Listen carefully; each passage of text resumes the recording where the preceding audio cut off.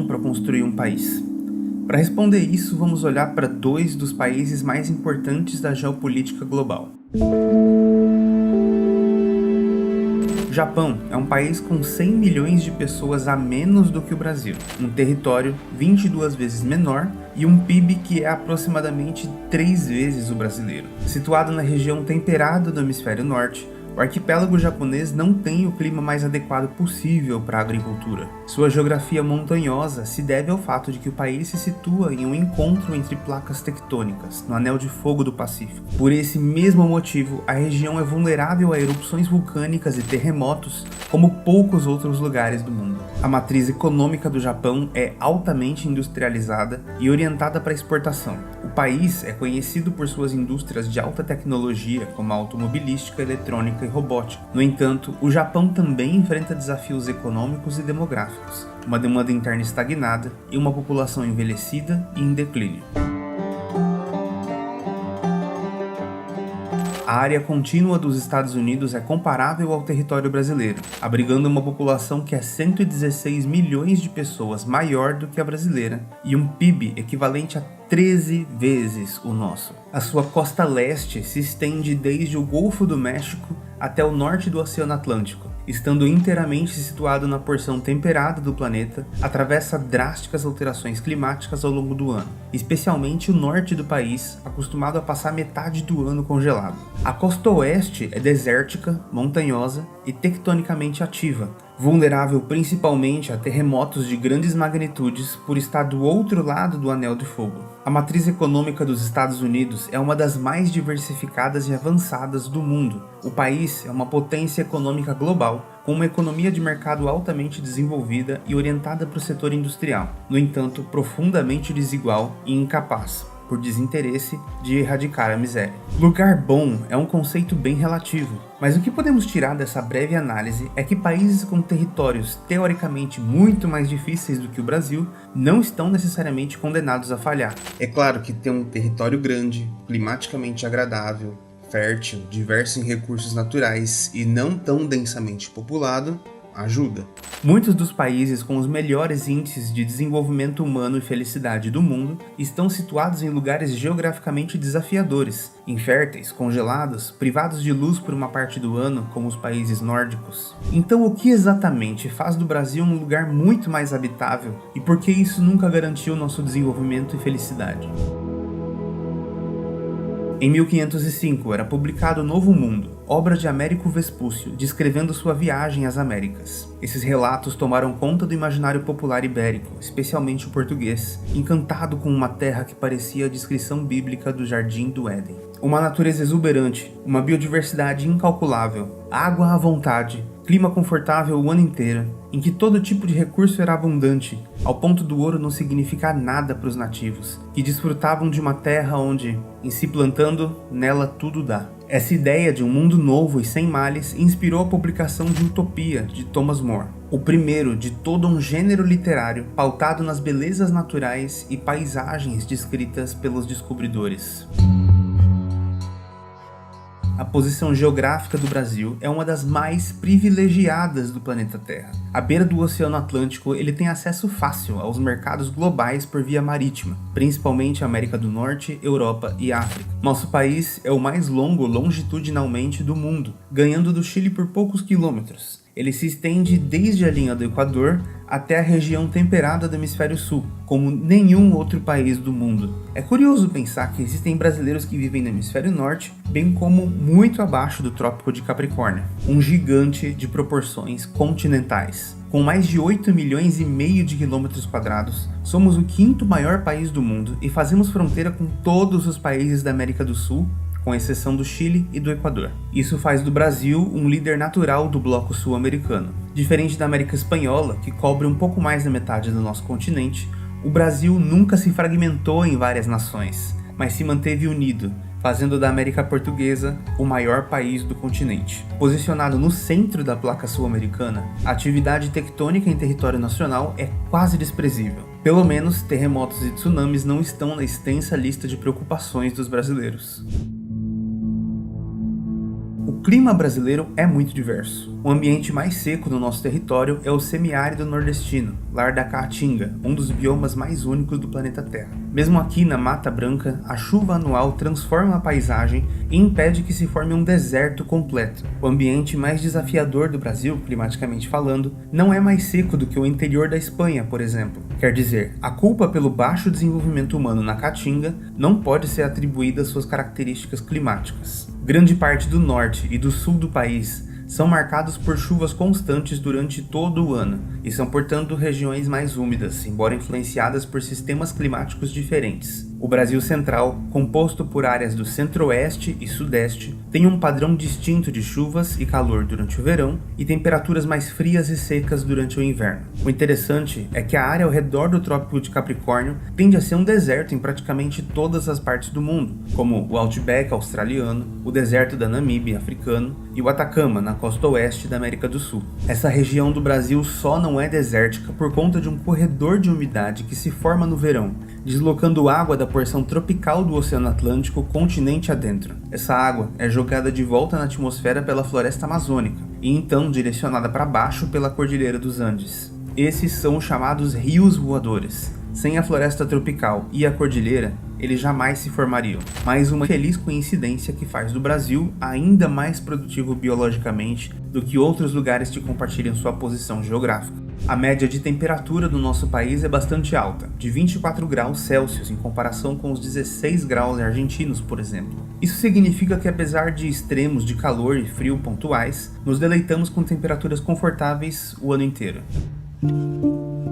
O Brasil é o país mais mega diverso biologicamente do mundo. Apenas a floresta amazônica abriga mais da metade de todas as espécies de animais e plantas conhecidas pelo ser humano, e muitas ainda desconhecidas. Ela é apenas um de 6 grandes biomas, como os Pampas, o Pantanal, a Mata Atlântica, o Cerrado e as já citadas Caatinga e Floresta Amazônica. Essa biodiversidade é uma riqueza inestimável para os povos que a conhecem e sabem extrair dela o seu valor. Das nossas plantas podem ser utilizados princípios ativos que podem ser de extremo valor para a indústria cosmética, farmacêutica, alimentar, de materiais, etc. Infelizmente, ainda desconhecemos grande parte das propriedades úteis de nossas plantas e animais, conhecimento que os povos originários guardavam com a vida. O Brasil abriga quase metade das florestas tropicais do mundo, os ecossistemas terrestres mais biologicamente produtivos do planeta Terra. É o líder dos chamados países megaflorestais, como o Congo e a Indonésia. Não é à toa que, com pequenas correções de pH, mais de 80% do nosso solo é fértil para atividades pecuárias das mais diversas.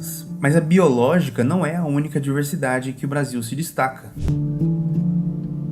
O subsolo do Brasil é riquíssimo com pedras preciosas e jazidas minerais e orgânicas, que foram extensamente exploradas pelos colonizadores e levadas para a Europa durante centenas de anos. Hoje, elas atraem algumas das maiores mineradoras do mundo, que exploram a abundância de alumínio, ferro, cobre, chumbo, carvão mineral, entre dezenas de outros materiais estratégicos para a indústria global. O Brasil é um dos pouquíssimos países do mundo que tem petróleo suficiente para não depender do mercado externo de combustíveis, uma segurança que recentemente abrimos mão. Temos o privilégio de integrar a elite dos exportadores de petróleo, e não importadores como grande parte do mundo. Mas desde 2016, a política de preço adotada pela Petrobras obriga o brasileiro a pagar combustíveis em dólar, com o objetivo de compensar a venda no mercado interno. Esse tem sido o principal motor da inflação por aqui, já que o preço da gasolina está embutido em toda a cadeia produtiva, pois a maioria dos produtos brasileiros são transportados por rodovias, em veículos movidos a diesel ou a gasolina. Falando em energia, o Brasil é um dos países mais promissores e produtivos para a geração de energia renovável. Mesmo sendo o 5º maior país do mundo e o 7º mais populoso, o Brasil contribuiu com apenas 0,9% de todas as emissões de CO2 globais desde a Revolução Industrial, menos de 1%. Parte porque nunca fomos uma nação industrial, parte porque nossa matriz elétrica é baseada na energia hidroelétrica, de onde vem mais de 80% do nosso fornecimento de eletricidade. Na verdade, grande parte das emissões de gases estufa do Brasil vem das queimadas promovidas para transformar a floresta em pasto e, posteriormente, em plantações, principalmente de soja. uma das proteínas mais valiosas no mercado externo. Diferente dos Estados Unidos, Europa e China, que queimam carvão esse tempo todo para gerar energia, o Brasil aproveitou que é dono de mais de metade da água doce do planeta e do seu extenso sistema de rios para instalar uma das matrizes energéticas mais limpas do planeta Terra. A energia hidrelétrica não é inofensiva do ponto de vista ambiental, principalmente para as áreas alagadas e sistemas de água doce que são transformados, mas não há dúvidas de que ela é muito mais limpa do que as termoelétricas, movidas pela queima de combustíveis fósseis. Mas nosso país também tem uma produtividade muito acima da média na captura e uso da energia solar, sendo o lugar mais ensolarado do mundo. Praticamente toda a extensão da nossa costa poderia receber algum tipo de usina eólica, gerar energia dos ventos constantes no oceano, bem como das ondas. O Brasil talvez seja o país com recursos energéticos mais abundantes e estratégicos do planeta, o lugar mais fácil para implementar uma matriz energética limpa e totalmente renovável. Superar a estagnação econômica no Brasil não é algo simples e envolve um amplo trabalho interdisciplinar promovido por várias mãos. E alguns passos importantes para isso são estímulo à inovação, aumento da produtividade em setores chaves, como a indústria da energia, a indústria da biotecnologia, a indústria da defesa e a indústria da saúde. O desenvolvimento sustentável de energia reduz os custos da produção industrial. O uso de fontes de energias renováveis torna a produção mais eficiente e barata. Energia barata e em abundância estimula o desenvolvimento industrial e torna o preço do produto final mais barato para o consumidor. O Brasil também desfruta de outro privilégio. Possui apenas 3% da humanidade, sendo o quinto maior país do mundo. Não falta espaço por aqui. E não é como se estivéssemos vivendo em um país quase intocado. 40% do nosso território já foi transformado em ocupações humanas, urbanas ou rurais. Mesmo que as urbanas ocupem menos de 1% desse espaço. Espaço é poder e dinheiro, principalmente em uma terra tão rica quanto o Brasil. A Rússia, o maior país do mundo, também tem pouca gente em um território imenso, mas esse território é desafiador e inóspito em sua grande parte. Só para ter uma ideia, Macau, uma região administrativa da China, tem uma densidade populacional de 22.402 habitantes por quilômetro quadrado. Bangladesh tem 1.113, Taiwan 636 e o Japão 337. Mas não é justo comparar esses países com o Brasil. Vamos pegar um de tamanho mais parecido, como a China. Ela abriga 136 pessoas em média para cada quilômetro quadrado do seu território. Isso considerando que grande parte dele é um interior desértico e montanhoso. O Brasil tem 24 habitantes por quilômetro quadrado. A população mundial em 2023 é de cerca de 7,9 bilhões de pessoas. Se todas essas pessoas fossem colocadas no território brasileiro, a densidade populacional do Brasil seria de aproximadamente 929 pessoas por quilômetro quadrado, menos do que Bangladesh e Macau. Isso faz da América do Sul o continente menos densamente populado do mundo, atrás apenas da Austrália. Como já estamos quase atingindo o nosso pico populacional, a superpopulação não vai ser um problema por aqui. Mais sobre isso mais tarde. Toda essa riqueza geográfica e biológica, somada à diversidade e efervescência cultural do Brasil, faz de nós um dos países com o maior potencial turístico do mundo, se não o maior, com destinos capazes de agradar qualquer pessoa. O que nos impede de deslanchar como uma potência turística verdadeira é muitas vezes a falta de infraestrutura e a ideia de que aqui é um lugar perigoso. O turismo é uma vertente econômica muito subestimada pelo Brasil, mas muito bem aproveitada por outros países que não têm quase nada para oferecer em comparação com o nosso país. Muitos países tiram a maior parte do seu orçamento com a economia turística. O perfil demográfico do povo brasileiro é tão diverso quanto o seu território. Em 2022, a população brasileira era de 213 milhões de pessoas. 87% da nossa população é urbana, com 14,7% da população idosa acima dos 60 anos. Surgimos da confluência, do entrechoque, do caldeamento do invasor português com índios silvícolas e com negros africanos. Somos uma cultura sincrética, um povo novo que, apesar de fruto da fusão de matrizes diferenciadas, se comporta como uma só gente, sem se apegar a nenhum passado. Estamos abertos para o futuro.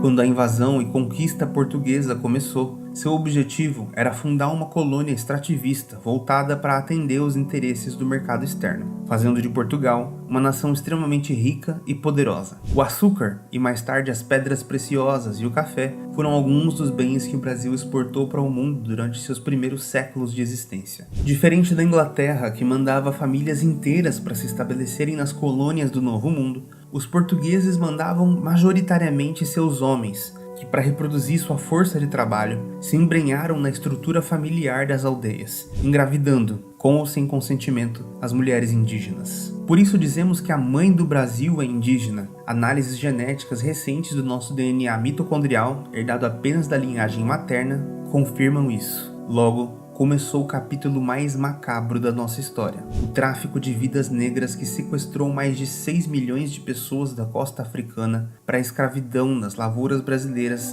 durante mais de 300 anos. Essas três matrizes, a ibérico-portuguesa, a indígena e a africana, se combinaram no Brasil como em nenhum outro lugar do mundo antes, produzindo uma humanidade original. Um povo novo, sem igual em qualquer lugar e vastamente diverso entre si, em todos os sentidos. O Brasil já abriga humanidades há cerca de 13 mil anos, talvez muito mais, mas com certeza não menos do que isso. Essas humanidades descendem de populações asiáticas que passaram pelo Estreito de Bering entre a Sibéria e o Alasca durante o fim da Era do Gelo, quando o nível do mar era baixo o suficiente para expor uma ponte de terra entre a Ásia e a América do Norte. Alguns desses povos podem descender de polinésios navegadores que contornaram todo o Oceano Pacífico, chegando na América do Sul talvez tão cedo quanto 20 mil anos atrás. Um feito monumental. Mandando ter um escrivão do cartório declarar no cartório que foi descoberto.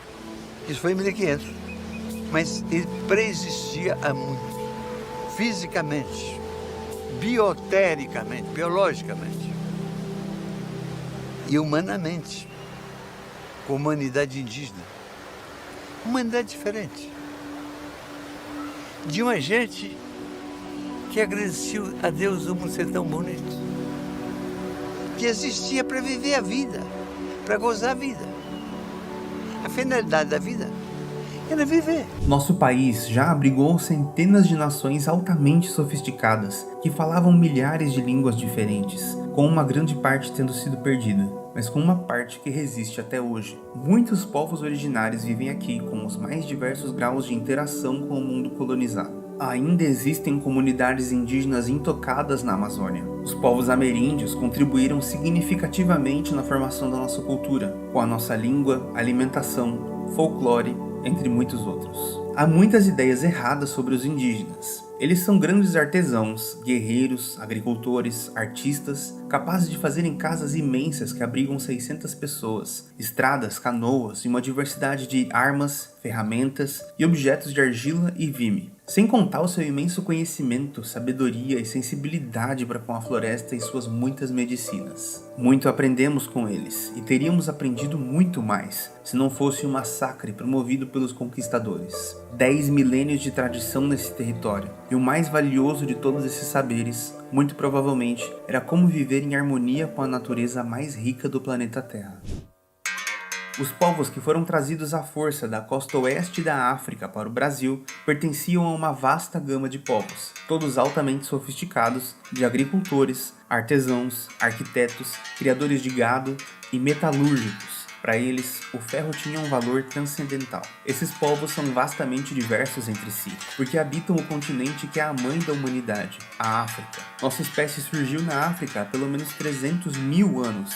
Toda a humanidade descende de alguns grupos que migraram para fora de lá em diversos pulsos ao longo do tempo. Os povos africanos têm muito mais diferenças genéticas entre si do que qualquer outra etnia da Terra tem uma com a outra, por mais que as diferenças superficiais sejam grandes. Essa é a massa humana que construiu o Brasil, literalmente. Sua força foi explorada até o esgotamento, resultando no nosso país abrigando hoje a maior população negra do mundo fora da África. 56% da nossa gente se declara preta ou parda, fazendo desse um país majoritariamente negro. Desses povos, herdamos culinária, cultura oral, danças, estilos e instrumentos musicais, conhecimento, religiões, e uma biologia. O nosso grau de miscigenação faz do Brasil um caldeirão étnico e biorracial que tem sua compreensão própria sobre raça. Muitas pessoas que se identificam brancas no Brasil não seriam consideradas como brancos na Europa ou Estados Unidos. Com a abolição da escravidão no Brasil,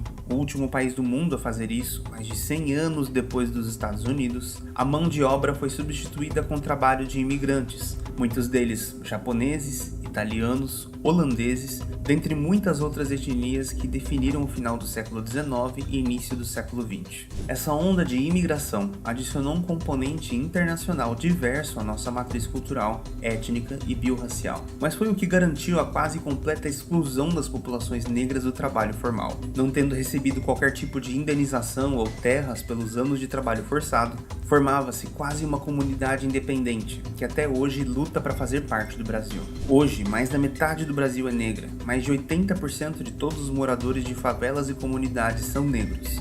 Isso é uma consequência direta dessa violência e injustiça que aconteceu durante séculos, terminando apenas algumas gerações atrás, que ainda não teve reparo.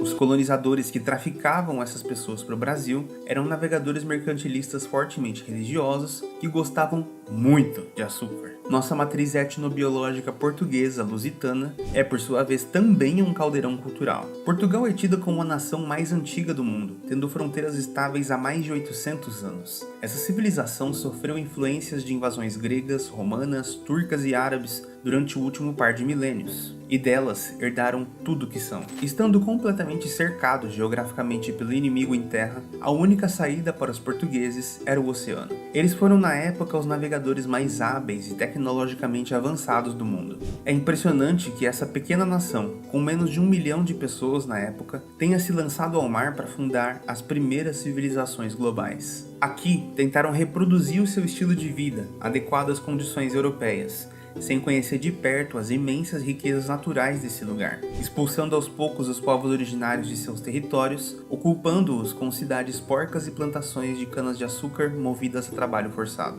Sua vitória sobre os nativos não foi por qualquer superioridade tecnológica ou armamentista. Na verdade, os portugueses estavam em desvantagem. Eles eram poucos e os indígenas milhões, mas foi a precariedade sanitária do modo de vida europeu que trouxe uma série de doenças que os povos originários não tinham resistência e nem conhecimento para tratar. A gripe, o sarampo, coqueluche, tuberculose, varíola e sífilis mataram quem entrasse em contato com os colonizadores como moscas. Por mais de 300 anos, o Brasil reproduziu o mesmo modelo econômico extrativista e escravista, voltado para os interesses da coroa portuguesa, até que ela, fugindo de Napoleão, chegou aqui em 1808 e viu o brejo que era. Mas não foi só a família real que veio fugida. Grande parte da elite intelectual e burocrática de Portugal veio para o Brasil, que se tornou a primeira sede de um império localizado em uma colônia. Foi nesse momento que o Brasil deu um passo civilizatório importante, a fundação das primeiras universidades, do serviço de imprensa e uma série de outras políticas que modernizaram o Brasil colônia.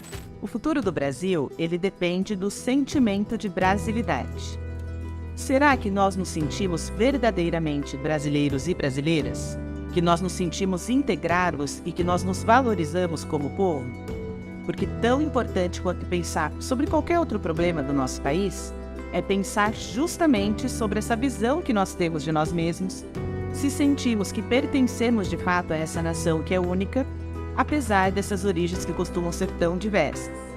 Nós somos, afinal, uma unidade, uma coletividade que fala a mesma língua, que partilha dos mesmos problemas, da mesma moeda, dos mesmos juros, da mesma inflação e convive nessa extensa unidade que, pela potência que tem, poderia muito bem abrigar todos. Será que a gente enxerga que essas origens tão diversas poderiam ser a grande razão da nossa força? Ou a gente acaba fazendo uma grande confusão ao apontar nossos irmãos e irmãs como inimigos, enquanto a gente acaba admirando sempre quem está lá fora, e inclusive as ideias que vêm de fora? Em 1937, Getúlio Vargas instaurou o Estado Novo, que mesmo com todos os problemas, tinha o objetivo de modernizar o país política e economicamente. A essa altura, a economia brasileira não era tão radicalmente diferente do que a família real portuguesa viu quando chegou em 1808. Nosso país falhou em se industrializar durante o século XIX, tendo permanecido com uma economia pautada na monocultura de cana e café, no gado, no extrativismo da borracha, cada dia mais dependente do mercado externo. Getúlio então deu início ao processo de crescimento e industrialização mais poderoso da história do Brasil. Ele criou as leis trabalhistas e a Seguridade Social, mas também abriu a maioria das indústrias de base, aquelas no início da cadeia produtiva, capazes de permitir a instalação de uma malha industrial mais sofisticada, como a mineradora Vale do Rio Doce, a Petrobras, a Companhia Siderúrgica Nacional e hidrelétricas capazes de gerar a potência necessária para industrializar e urbanizar o Brasil, entre muitos outros exemplos. Por quase 50 anos, o Brasil cresceu cerca de 5% ao ano, baseando sua industrialização na substituição de importação. A fórmula era uma parceria entre Estado e iniciativa privada, em que o Estado abria fábricas no mercado interno para produzir os bens que o Brasil importava do exterior, para então privatizá-las. Nosso desenvolvimento foi tão impressionante que o crescimento brasileiro foi estudado por países como a China e a Coreia do Sul e usado como inspiração. Mesmo atravessado por uma ditadura militar sanguinária, a orientação econômica nacionalista, movida por substituição de importação, financiada por empréstimos internacionais de juro baixo e longo prazo, se manteve. A tendência de industrialização do Brasil se manteve até a década de 80, quando a indústria atingiu seu pico de participação no PIB. A essa altura, éramos uma nação mais industrial do que a China, o que nos dá uma noção do tamanho do nosso potencial. Mas tudo ruiu quando mudanças na economia global extinguiram o tipo de crédito que o Brasil baseava sua industrialização. E a ditadura foi incapaz de solucionar esse problema que caiu em seu colo, apenas o agravando. Olhando para a geografia física e humana do nosso país, percebemos privilégios e potenciais imensos em todos os sentidos. Se tudo parece conspirar a nosso favor, o que deu errado? Podemos perceber que o sentido da existência e a formação do Brasil sempre foi atender os interesses comerciais dos países ricos, ocupando na divisão internacional do trabalho o papel de fazenda do planeta Terra. O país com a maior fronteira agrícola do mundo, que alimenta mais de 1 bilhão de pessoas com a produtividade e fertilidade da sua terra, passa fome. Nossa história é a história das commodities. Elas são produtos pouco transformados, que podem ser extraídos da natureza em larga escala e são usados como matéria-prima, com uma alta demanda no mercado internacional, como minério de ferro, petróleo e proteína, como soja, milho e carne. Sem as commodities que vendemos em quantidades imensas para o mundo inteiro, não seríamos capazes de comprar o pouco que somos capazes de comprar hoje. Praticamente tudo que consumimos do mundo moderno foi produzido lá fora. É insana a quantidade de coisas que precisamos importar e o tamanho da nossa dependência tecnológica do exterior. Se o Brasil se industrializasse, economias gigantes seriam prejudicadas, já que dependeríamos menos e menos do seu produto industrial sofisticado, fazendo-os perder um mercado que tem pagado preços exorbitantes em quase qualquer produto mais sofisticado tecnologicamente. O carro zero mais barato atualmente custa R$71 mil. 50 meses de trabalho de um brasileiro médio, se ele não gastasse com mais nada. E isso tem a ver com o valor do real, cada vez mais deprimido. A desvalorização cambial afeta o poder de compra com a nossa moeda. Dessa forma, o custo da produção nacional é influenciado pelo câmbio. O mercado internacional se baseia completamente no dólar, e isso acaba transformando a nossa produção mais cara quando o real está em baixa. Com isso, produtos importados podem se tornar bem mais baratos do que os produtos que são produzidos aqui no Brasil. Assim, as empresas brasileiras acabam perdendo espaço para a concorrência internacional, o que desvaloriza ainda mais a nossa moeda. Quanto mais a tecnologia avança e mais nos desindustrializamos, maior fica o abismo e mais temos que explorar a natureza para pagar os nossos iPhones com soja. Vendemos matéria-prima e compramos produtos elaborados, financiando empregos e atividade industrial no exterior. Mas haveria também outra consequência grave para o mercado internacional desenvolvido, se o Brasil resolvesse se industrializar. Reduziríamos drasticamente nossa dependência das commodities, podendo financiar um projeto que conciliasse o reflorestamento e o ganho de produtividade na agropecuária. Isso tornaria o próprio mercado interno brasileiro mais sedento por essas commodities, e poderia aumentar o preço desses produtos, tornando ao mundo inteiro mais complicado de acessar o nosso ferro e a nossa proteína, por exemplo, reduzindo as assimetrias competitivas em favor do Brasil, aquecendo nossa economia, aliviando nosso lado da balança comercial. A dependência das commodities é uma pena de morte para as economias em desenvolvimento, já que seu preço varia muito ao longo dos anos e a sua extração é extremamente prejudicial ao meio ambiente, e insustentável mesmo a médio prazo. Nós vivemos em uma das sociedades mais desiguais do mundo. As desigualdades patrimoniais são ainda muito maiores do que as de renda. Em 2021, os 50% mais pobres possuíam apenas 0,4% da riqueza brasileira. Segundo a BBC, os 10% mais ricos no Brasil possuem quase 80% do patrimônio privado do país. A concentração de capital é ainda maior na faixa do 1% mais abastado da população, que possui, em 2021, praticamente metade, 48,9% da riqueza nacional. Nos Estados Unidos, que já é profundamente desigual, o 1% mais rico detém 35% da fortuna americana. Mas calma que piora, porque para participar do 1% mais rico do Brasil, você precisa fazer R$68 mil mensais, o que não é nada perto dos verdadeiros acumuladores de riqueza. Os 5 brasileiros mais ricos têm, juntos, uma fortuna acumulada equivalente hoje a 277 bilhões de reais. Mais do que o patrimônio que os 100 milhões mais pobres. 5 pessoas são mais ricas do que 100 milhões de pessoas juntas. A grande maioria dos países do mundo tem muito menos do que 100 milhões de pessoas, e no Brasil, a riqueza delas pode caber em uma mesa de 6 lugares, com uma cadeira vazia. Metade da população brasileira ganha menos de R$413 por mês. Essa desigualdade brutal tem 2 raízes históricas profundas e alguns motivos mais recentes. Uma delas é que o Brasil nunca fez uma reforma agrária, passo importante da fundação de qualquer nação independente. A distribuição de terras e propriedade permitiria que gerações atrás nossos ancestrais tivessem patrimônio e fossem capazes de gerar riquezas e abrir negócios. O governo federal dos Estados Unidos decretou em 1862 o Homestead Act, que definia a posse de uma propriedade com 64 hectares a quem cultivasse por 5 anos, garantindo que uma boa parcela da população não tivesse que começar do zero e pudesse participar na produção de riqueza do país sem depender única e exclusivamente da sua força física, garantindo a eles a segurança de uma propriedade. A outra raiz histórica profunda é a forma com que a maior população escravizada do mundo foi liberta, de uma certa forma jogada no mundo. A escravidão no Brasil não acabou de fato, porque as condições de competição sempre foram violentamente desfavoráveis para a população negra, que jamais foi indenizada pelos séculos de trabalho forçado, tendo que lidar com a segregação e tendo sido negados até mesmo o direito de estudar por muito tempo.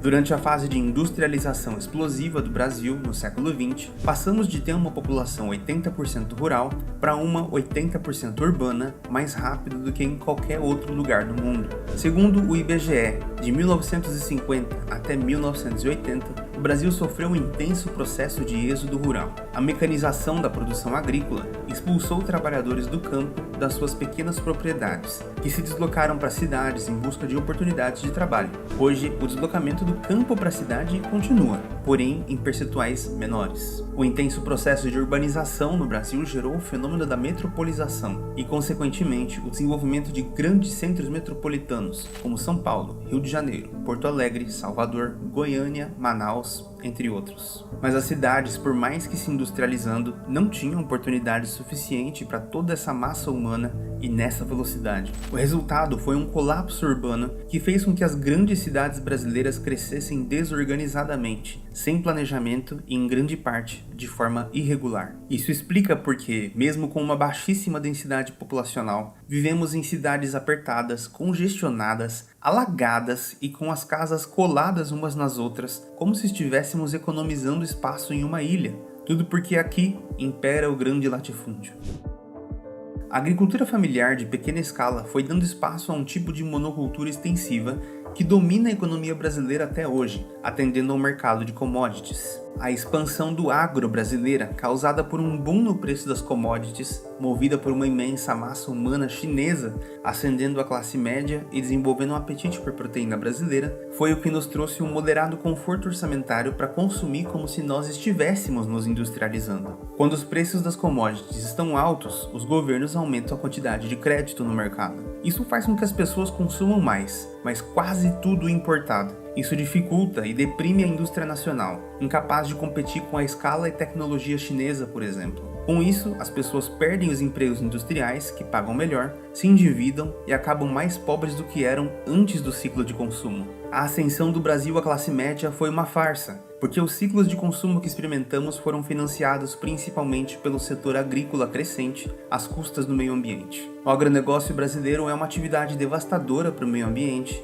porque substitui biomas naturais por monoculturas vulneráveis a pragas que desertificam o solo. Ele é crucial para a vida de bilhões de pessoas que se alimentam dele e milhões que nele trabalham, mas ele precisa se transformar radicalmente. Em sua atividade, milhões de toneladas de fertilizantes químicos e agrotóxicos venenosos são jogados em nosso território todos os anos, com consequências mórbidas para o meio ambiente, como a falta de chuva, a aniquilação das populações de insetos, que são a base das cadeias alimentares, e a fragmentação dos ecossistemas, que coloca nossa fauna em risco severo de extinção. Por incrível que pareça, até hoje, grande parte das verduras e hortaliças que o brasileiro come são frutos da agricultura familiar local, e não dessa grande indústria da monocultura, que precisa parar de se expandir imediatamente e se tornar mais ambientalmente viável.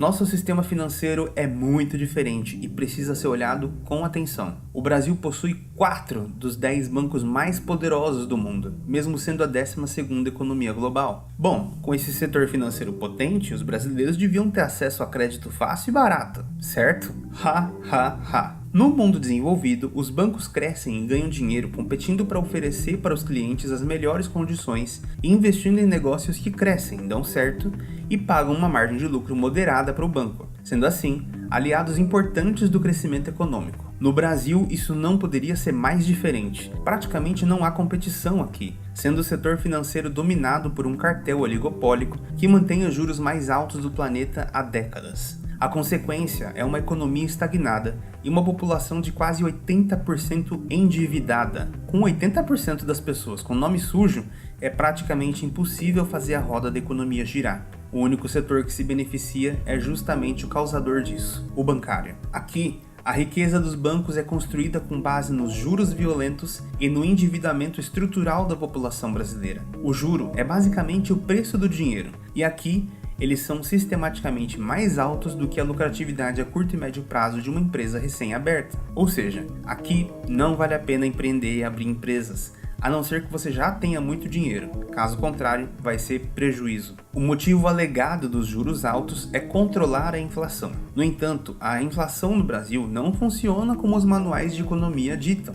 Geralmente ela acontece quando as pessoas têm muito dinheiro e poucos produtos no mercado, aumentando a competição por eles e, consequentemente, a demanda e o valor. Mas a inflação no Brasil não tem a ver com a demanda, já que aqui temos fábricas fechando a rodo e pessoas sem dinheiro para consumir. Atualmente, nossa inflação é gerada pela alta do preço dos combustíveis, também incompreensível para um país exportador de petróleo. Uma política que somente beneficia uma elite de investidores da Petrobras, a segunda empresa que mais distribuiu lucros no mundo ano passado. Se fosse só esse o problema, já seria grave. Mas além de sangrar as pessoas, o setor financeiro também tornou o Estado brasileiro uma espécie de Robin Hood ao contrário, cobrando pesado de quem trabalha e produz para pagar juros para os bancos. Olhando para o orçamento federal em 2023, vemos que a prioridade do Estado brasileiro, de longe, é o pagamento de juros e amortizações da dívida pública. Mais da metade do orçamento, muito mais do que a segunda maior despesa, a aposentadoria dos idosos, que ocupa quase 20% dos gastos do Estado brasileiro. E ainda conseguiram convencer a gente de que esse era o problema. Essa dívida é um esquema fraudulento, sem contrapartida física ou em investimentos.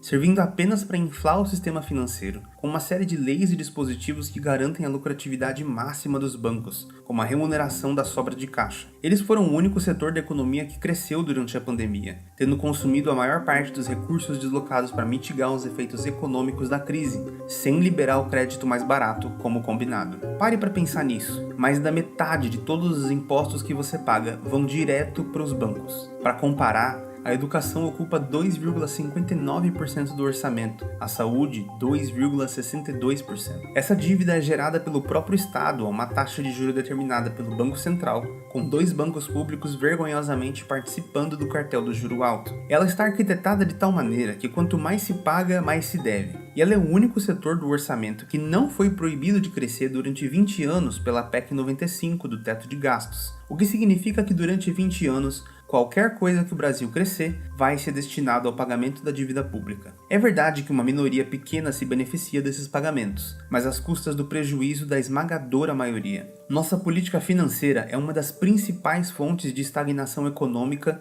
e acentuação da desigualdade no país. Uma verdadeira bigorna acorrentada aos nossos pés. É ingenuidade pensar que isso é espontâneo. Todas essas políticas estão montadas justamente para manter o nosso país no papel dependente que foi designado a ele pela Organização Global do Trabalho.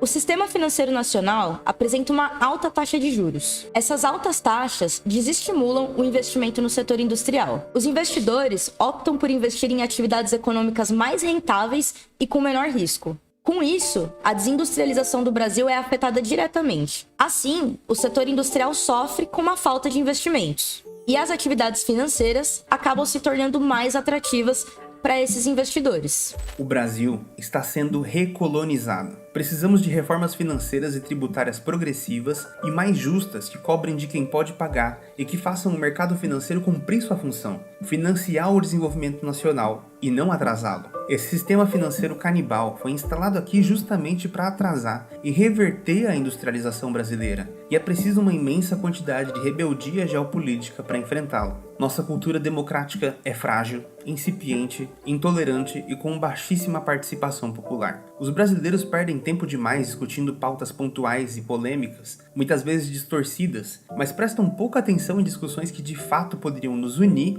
e que definem nossas vidas, como nossa desindustrialização, nossa taxa de juro e a degradação do meio ambiente, que nos está fazendo perder a nossa maior riqueza. Para piorar, nossa democracia está impregnada de políticos ligados ao agronegócio e ao setor financeiro, com uma polarização composta de figuras populistas que são muito diferentes do que os seus fãs acham que eles são. Entra governo, sai governo, e a prioridade do Brasil permanece sendo o pagamento de juro. Um valor político muito importante que estamos perdendo é a soberania. No nosso mundo globalizado, ela pode parecer um conceito arcaico e nacionalista, mas ele não poderia ser mais atual. Nosso país é uma potência acorrentada, capaz de se desenvolver com uma rapidez excepcional, mas com um papel estratégico na manutenção do poder financeiro global e no fluxo de matéria-prima e produto industrial. Se percebemos o nosso potencial e começarmos a orientar nossa economia para nós mesmos, o mundo inteiro terá que se reorganizar para acomodar o Brasil dentre as economias mais robustas e respeitáveis do mundo. O Brasil precisa de si mesmo. A soberania é a busca de uma nação por independência, em todos os sentidos. No político, impedindo que forças externas orientem nossa economia com seus interesses contraditórios aos nossos. E no econômico, buscando ser independente naquilo que é mais essencial e necessário para o bem-estar humano, sendo autossuficiente em tudo que for possível, levando em consideração nossas potencialidades e limitações. Para isso, um investimento muito grande e ingente em educação, em infraestrutura, em ciência e tecnologia é necessário.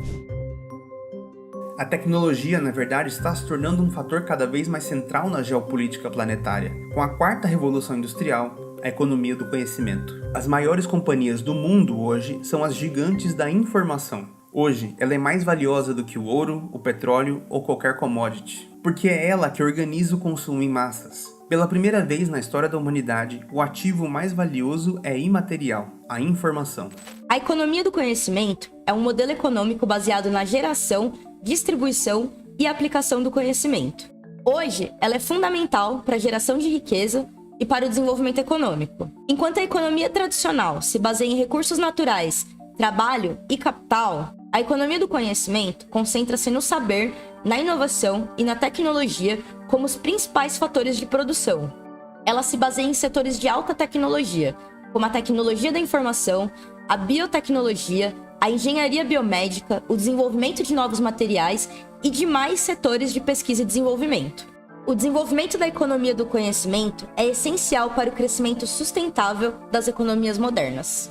Investimentos em educação, pesquisa e desenvolvimento são essenciais para a promoção e a aplicação da economia do conhecimento. As mudanças causadas pelas novas tecnologias de inteligência artificial vão muito além do impacto que a internet causou, podendo substituir 80% dos empregos em poucos anos se adotada em todas as áreas. Quando os robôs começaram a substituir a força de trabalho humana nas fábricas, primeiro no Japão e logo em seguida na Europa e Estados Unidos, as nações desenvolvidas contornaram esse problema qualificando a sua força de trabalho, empregando pessoas para fazerem as próprias máquinas. Dessa vez, o investimento em educação e qualificação é essencial, mas não vai evitar que o próprio paradigma de força de trabalho seja abalado em sua base. Essa é uma realidade que precisamos nos preparar para enfrentar, um novo mundo do trabalho pautado na tecnologia. O engraçado e assustador ao mesmo tempo é que essas mesmas tecnologias podem produzir riqueza a ser distribuída, tempo livre e liberdade, ou tornar uma imensa parte da humanidade obsoleta e incompatível com o mercado de trabalho, dominado pela automação. De qualquer maneira, a solução passa por um reaquecimento, diversificação e adensamento tecnológico da atividade industrial brasileira, mas essa nova indústria não pode ser uma cópia mal feita de outros países. Precisa ser original e verde. Mais do que qualquer país no mundo, temos oportunidades para disseminar novos materiais sustentáveis no mercado global. Tecnologia e material brasileiro para substituir o plástico e uma série de materiais derivados de combustíveis fósseis. Temos as florestas mais produtivas do planeta Terra, o maior potencial para sequestro de carbono via reflorestamento, com muito a ganhar com políticas como créditos de carbono. Não só isso, a agrofloresta sintrópica brasileira é a agricultura mais produtiva por metro quadrado do mundo. Nossa tecnologia agroflorestal, altamente sofisticada, produz, em peso, 7 vezes mais alimento por metro quadrado do que uma plantação de soja. Isso significa que para a maior parte dos países do mundo, fazer a transição para uma economia verde é caríssimo, mas para nós é uma gigantesca oportunidade econômica inexplorada. Essa, na verdade, pode ser a nossa única opção, já que a Amazônia pode não sobreviver a uma nova onda de desmatamento. Ela pode já estar contribuindo com o aquecimento global com suas queimadas, mais do que mitigando o mesmo com o seu sequestro de carbono. Isso seria catastrófico, porque significa que a floresta ultrapassou um ponto de não retorno, em que suas margens ficam cada vez mais secas e parecidas com o cerrado, causando a interrupção de uma série de serviços ecossistêmicos, como a chuva, a fertilidade do solo e a água limpa. Essa é a pirâmide etária do Brasil de hoje. Esse gráfico mostra o número de habitantes por faixa etária, com os bebês na base e os idosos no topo. Uma pirâmide jovem se parece com uma pirâmide, uma base larga, um meio considerável e poucos idosos. Uma pirâmide idosa parece um botijão de gás, uma base estreita, um meio avaloado e um topo parecido com a base. Olhando para a evolução da pirâmide etária brasileira, vemos que o nosso ônus demográfico já passou. Ela é o momento mais oportuno para o desenvolvimento econômico de um país, onde existem muitas pessoas jovens na idade produtiva e poucos idosos aposentados. A partir de agora, o Brasil se tornará um país cada vez mais velho. Muitas pessoas que estão vivas hoje, especialmente os jovens, vão ver algo acontecendo no Brasil que não acontece há mais de 300 anos, um encolhimento populacional. Durante os primeiros 200 anos de Brasil, o genocídio indígena foi tão brutal que a população caiu vertiginosamente. Demorou quase 400 anos para que a população brasileira voltasse a ser do tamanho que era quando os portugueses chegaram. O último ano de crescimento populacional dos brasileiros vai ser entre 2040 e 2045, talvez até antes. Ou seja, em menos de 20 anos, vamos atingir cerca de 230 milhões de pessoas, 22 milhões a mais do que hoje. Nesse ponto, vão ter mais pessoas morrendo do que nascendo todos os dias. No começo vai ser devagar, mas esse decrescimento logo vai acelerar, acompanhando de um envelhecimento da população. Na década de 60, era comum as mulheres terem mais de 6 filhos. Hoje, a média está bem abaixo de 2. A taxa de reposição populacional. Isso porque hoje meninas são incentivadas a estudar, trabalhar, serem independentes. Elas estão discutindo a obrigatoriedade do casamento, da heterossexualidade, maternidade e usando uma diversidade de métodos contraceptivos. Tudo isso é muito bom, mas devemos nos preparar para uma transformação completa da realidade econômica que já está batendo na nossa porta. Ninguém sabe como vai ser um Brasil com uma população cada vez menor e mais velha, mas uma coisa é certa. Isso vai impactar todas as regularidades econômicas e tudo que foi garantido até hoje. Como vai funcionar um crédito em uma economia que pode ficar cada vez menor? Sem a expectativa de crescimento econômico, novas formas de financiamento e distribuição de renda se tornam uma necessidade. Como vai funcionar o mercado imobiliário quando houver dezenas de milhões de imóveis sobrando? Será que a propriedade vai continuar ganhando valor como sempre foi, ou vai ficar cada vez mais barata? Por um lado, estaremos morando em casas melhores. Por outro, pode ser que bairros e cidades inteiras sejam abandonados ou destruídos para terem seu material utilizado em novas construções. Será uma oportunidade para promover mudanças importantes nas nossas cidades, mas por outro lado, isso pode trazer um imenso prejuízo para pessoas da minha geração que estão comprando casas e terrenos hoje. Talvez elas valham menos do que valem hoje na nossa velhice. Uma segurança que perdemos. Como nossas aposentadorias serão sustentadas? Se com a situação que temos hoje, a elite política já está precarizando a previdência, como chegaremos a uma sociedade com o dobro de idosos e a metade de jovens produtivos para trabalhar? Uma opção é um aprofundamento da economia do conhecimento, com novas institucionalidades capazes de se apropriar das riquezas geradas por essas novas tecnologias e distribuí-la para que ela seja usada para o bem comum, e não para criar uma ultra-elite microscópica de trilionários e uma massa empobrecida de velhos abandonados e jovens desiludidos. Talvez para nós, cada vez faça menos sentido estarmos empilhados em cidades colapsadas, enquanto vivemos em um dos lugares mais vazios do mundo, sem acesso à propriedade. O padrão cidade-campo, urbano-rural, de codependência econômica, pode ficar cada vez mais obsoleto e violento em um mundo com um novo significado para a palavra trabalho. Essa foto foi tirada na minha cidade, Indaiatuba. Ela mostra a diferença brutal no padrão de urbanização dentro e fora de um condomínio privado de chácaras. A maioria dos brasileiros vivem em lugares como o lado direito, em casas pequenas coladas umas nas outras, como se estivéssemos em alguma ilha superpopulosa com falta de espaço. O problema é que os brasileiros não são donos do Brasil. O território e o direito à propriedade nos são negados. Os grandes donos territoriais do Brasil são o Estado, os latifundiários e ruralistas. No entanto, nós poderíamos estar vivendo em padrões de urbanização muito mais integrados com a natureza, como o do canto esquerdo, que além de muito mais dignos e bonitos, permitem que as pessoas cultivem e extraiam riquezas da terra e as protege de alagamentos, poluição e calor extremo. Façam do Brasil um dos principais refúgios climáticos do mundo, recebendo uma humanidade que perdeu seus meios de vida para o aumento do nível do mar ou tantas outras catástrofes naturais. Se nós soubermos cuidar desse território, entendermos seu valor, sua riqueza e o seu funcionamento, o brasileiro tem tudo para ser um povo invejado por todo o planeta até o fim desse século. Eu amo o Brasil, amo de verdade, mesmo entendendo todos os seus defeitos e feiuras. E esse vídeo é uma carta de amor a esse país e a esse povo trabalhador, mas infelizmente pouco esperançoso. Eu vejo todo o potencial que o Brasil tem para se tornar mais uma vez o melhor lugar do mundo para sediar uma humanidade que vive para si. Uma humanidade nova, independente e soberana, capaz de inspirar o planeta Terra inteiro e guiar o mundo como uma superpotência verde. Mas para isso é necessário olhar para nossa história e entender qual é o nosso desafio, nossos objetivos, nossas potencialidades e limitações enquanto nação. Precisamos olhar com mais humildade para os povos originários, que extraíram a riqueza da natureza em harmonia com a mesma por mais de 10 mil anos. O desafio do desenvolvimento em cada país do mundo é único. Talvez mais do que qualquer outra nação no mundo, nos beneficiaremos de um pensamento econômico-político originalmente brasileiro, pautado firmemente na nossa história e nas nossas especificidades. Na história existe um conceito muito precioso que é o de mentalidade. De um modo muito simples, a mentalidade diz respeito aos nossos modos de pensar e de sentir. De nós compartilhamos uma mesma época, né? E eles estão relacionados com questões culturais, processos históricos e também com as condições materiais que compartilhamos. A gente sabe que as condições materiais não faltam no Brasil, mas talvez a brasilidade sim. E talvez seja justamente essa falta que torna tão difícil enxergar o quanto a gente desperdiça a nossa força com interesses externos que não coincidem com os nossos e que faça que seja tão difícil enxergar a necessidade de apoiarmos coletivamente projetos que sejam feitos para nós, brasileiros e brasileiras. A brasilidade é, com certeza, um sentimento que vale a pena ser construído.